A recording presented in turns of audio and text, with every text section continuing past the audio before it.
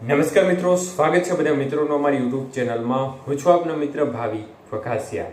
તો મિત્રો, ખાસ કરીને આ વિડીયોના માધ્યમથી આપણે વાત કરવાની છે આવનારી 24 કલાકની અંદર વરસાદની ગતિવિધિ કેવી રહેશે, સિસ્ટમની હાલની સ્થિતિ શું છે અને કયા કયા વિસ્તારમાં હજી મેઘ તાંડવ થઈ શકે છે, અતિ તીવ્ર રૌદ્ર સ્વરૂપ સાથે મેઘરાજા વરસી શકે છે. સંપૂર્ણ માહિતી જોઈએ તે પહેલા જે પણ મિત્રો નવા છે તે ચેનલને સબસ્ક્રાઇબ કરી લેજો અને ફેસબુકમાં માહિતી જોઈ રહ્યો તો ફેસબુક પેજને ફોલો કરી લેજો.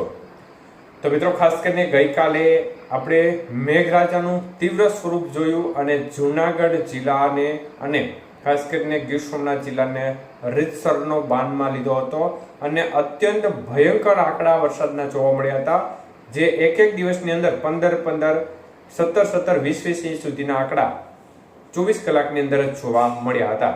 ગઈકાલના આંકડા ખૂબ જ ચોંકાવનારા હતા, જેમાં માંગરોળ છે, કેશોદ, માળિયાહાટીના સૂત્રાપાડા સહિતના વિસ્તારો છે તેમાં મેઘરાજાએ હૃદસરનું મેઘતાંડવ સર્જી દીધું હતું અને જ્યાં જુઓ ત્યાં પાણી જ પાણી જેવી સ્થિતિનું નિર્માણ કરી દીધું હતું. મેંદરડા પંથક છે તેમાં પણ ભારે વરસાદ વરસ્યો હતો, તેમજ માણાવદર પંથકમાં પણ જોરદાર વરસાદી માહોલ જોવા મળ્યો હતો.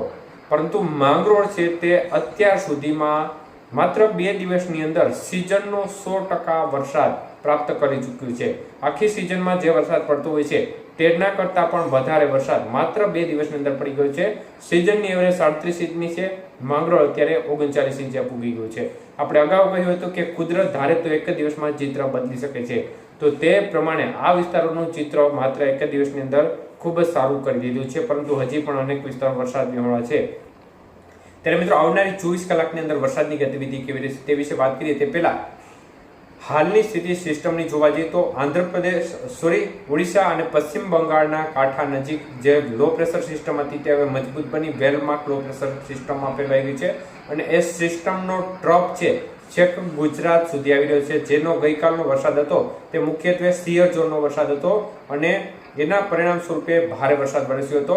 આવતા હજી 3-4 દિવસ સુધી દક્ષિણ સૌરાષ્ટ્ર, દક્ષિણ ગુજરાતના ભાગો છે, મધ્ય પૂર્વ ગુજરાતના ભાગો છે તેમજ પૂર્વ સૌરાષ્ટ્રના ભાગો છે તેમાં હજી પણ ભારેથી અતિ ભારે વરસાદ જોવા મળી શકે છે.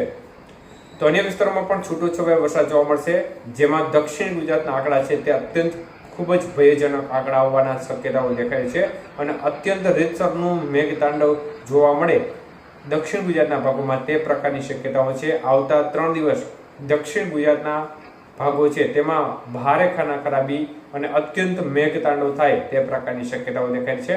અનેક સેન્ટરોમાં 20 ઇંચ કરતાં વધુના આંકડા આવવાની સંભાવના આવતા 3 દિવસની અંદર દેખાઈ રહી છે.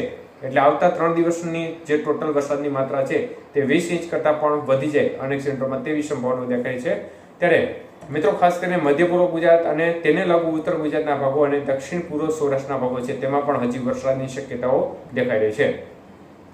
તો મિત્રો, સિસ્ટમ છે તે સીધી રીતે ગુજરાતમાં એન્ટર થવાની શક્યતાઓ ઓછી છે, પરંતુ ગુજરાત નજીક આવવાની શક્યતાઓ દેખાય છે. ત્યારે આવનારી 24 કલાકની અંદર વરસાદની સ્થિતિ વિશે વાત કરીએ, વરસાદની શક્યતાઓ વિશે વાત કરીએ તો મિત્રો, આવનારી 24 કલાકની અંદર દક્ષિણ ગુજરાતના તમામ વિસ્તારોમાં હળવો મધ્યમથી ભારે, કોઈ સેન્ટરોમાં અતિ ભારે વરસાદ પડી શકે છે, જેમાં વાપી, વલસાડ, દમણ, દાદરા નગર હવેલી, સાપુતારા, આહવા આજુબાજુના ભાગો છે તેમાં ભારેથી અતિશય ભારે વરસાદ જોવા મળી શકે છે. અન્ય તરફ બાકીના દક્ષિણ ગુજરાતના ભાગોમાં પણ સારો વરસાદ પડશે. તો સૌરાષ્ટ્રના ભાગોની વાત કરીએ તો સૌરાષ્ટ્રના ભાગોમાં હજી પણ આવનારી 24 કલાકની અંદર ગીર સોમનાથ, અમરેલી, ભાવનગર જિલ્લાના ભાગોમાં મધ્યમથી કોઈ સેન્ટરોમાં ભારે વરસાદની શક્યતાઓ દેખાય છે. તો અન્ય તરફ જૂનાગઢ જિલ્લો છે, રાજકોટ જિલ્લાના ભાગો છે, બોટાદ, સુરેન્દ્રનગર જિલ્લાના ભાગો છે તેમાં છૂટો છવાયો હળવો મધ્યમ વરસાદ અને સીમિત સેન્ટરોમાં ભારે વરસાદ પડી શકે છે. અન્ય જિલ્લાઓ છે તેમાં પણ છૂટો છવાયો વરસાદી માહોલ ક્યાંક જોવા મળી શકે છે. હજી પણ સૂકા પવનો છે તે પાકિસ્તાનના દ્વારકા, જામનગર અને કચ્છના વિસ્તારને નડતરરૂપ સાબિત થઈ રહ્યા છે. મધ્ય પૂર્વ ગુજરાતના ભાગોમાં પણ આવનારી 24 કલાકની અંદર સારી સંભાવના દેખાય છે. અમદાવાદ, આણંદ, ખેડા, વડોદરા, ગોધરા, દાહોદ, પંચમહાલ, છોટાઉદેપુર સહિતના ભાગોમાં હળવો મધ્યમ વરસાદ પડવાની શક્યતાઓ અનેક વિસ્તારોમાં દેખાઈ રહી છે. ઉત્તર ગુજરાતના ભાગોમાં આવનારી 24 કલાકની વાત કરીએ તો સાબરકાંઠા, મહેસાણા, ઈડર, ખેડબ્રહ્મા, વડાલી, ડીસા સહિતના ભાગો છે તે ભાગોમાં વરસાદની ગતિવિધિ સારી રહેવાની શક્યતાઓ છે. અન્ય ભાગો છે તેમાં છૂટોછવાયો વરસાદ જોવા મળી શકે છે. કચ્છના ભાગોમાં છૂટી છવાઈ વરસાદની ગતિવિધિ કોઈ વિસ્તારમાં જોવા મળી છે, બાકી સંભાવના ઓછી છે, કારણ કે હજી પણ સૂકા પવનો ત્યાંથી હટ્યા નથી. એટલે કચ્છનો ભાગ છે અને જામનગર, દ્વારકા અને મોરબી જિલ્લાના ભાગોમાં છૂટી છવાઈ ગતિવિધિ ક્યાંક જોવા મળી શકે છે. આપણે આશા રાખીએ કે જો જલ્દીથી સૂકા પવનો હટી જાય તો ત્યાં પણ સારો વરસાદ થઈ શકે. એટલે આ પ્રકારની સ્થિતિ દેખાય છે. આવનારા 24 થી લઈને 72 કલાક સુધી દક્ષિણ ગુજરાતના પ્રવાસ કરવાનું જે પણ મિત્રો વિચારી રહ્યા હોય તો ચોક્કસપણે ટાળજો, કારણ કે ત્યાંની સ્થિતિ છે તે અત્યંત ખરાબ થવાની શક્યતાઓ અત્યારે દેખાઈ રહી છે. આપણે વોર્નિંગ આપી રહ્યા છે કે આવનારા 3 થી 4 દિવસની અંદર દક્ષિણ ગુજરાતના ભાગોમાં રેકોર્ડ તોડ વરસાદ જોવા મળશે. અનેક સેન્ટરોમાં વરસાદના આંકડા આપણે વિચાર્યું ન હોય તે પ્રકારના આંકડા આવવાની શક્યતાઓ દેખાઈ રહી છે. ધન્યવાદ.